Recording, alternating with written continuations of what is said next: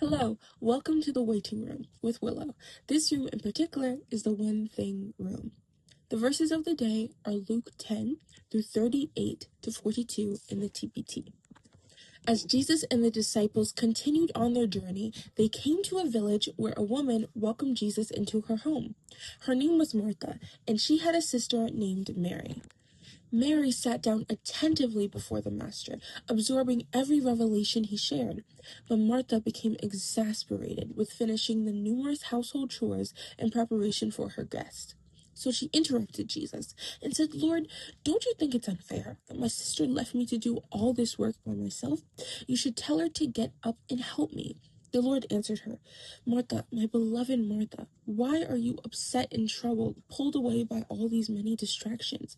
Mary has chosen the one thing most important by choosing to sit at my feet. She is undistracted, and I won't take this privilege from her." These verses show us two important things. Firstly, as priorities. Secondly, that service under God can be a distraction from God. It's paradoxical, isn't it? But there is a heart posture that we see in Mary that we must perpetuate. It's a level of vigilance, urgency, and understanding of the true value of Jesus. And in her perceiving that value, it gave her the ability to receive to that degree of her comprehension. And this is a type of behavior that we have to adopt when the Lord speaks and when a rabbi is in the room.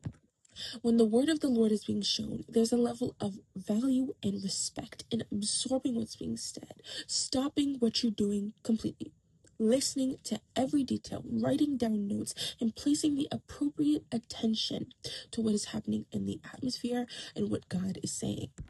We must also not become distracted, even in the things we're doing unto God.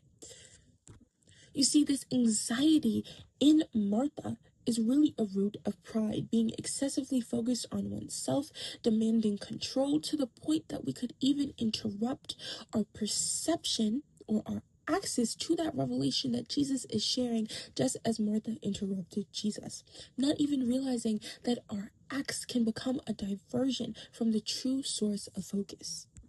So I urge you to recenter your attention, not becoming overly consumed with your assignment or absorbed with the things you have to do in church or service unto God, and looking to the reason why we do this, which is Jesus.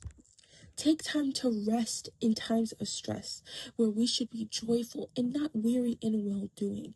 Don't miss the moment. Be present, aware, and vigilant in acknowledging the privilege of Jesus.